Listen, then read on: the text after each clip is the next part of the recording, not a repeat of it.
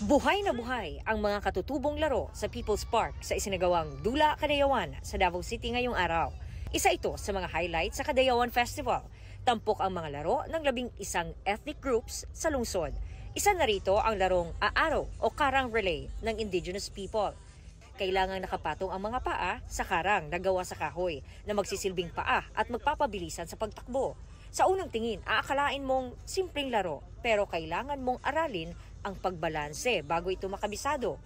Sa kabila ng modernong panahon, nilalaro pa rin daw ito ng kabataan ng tribong Matigsalog.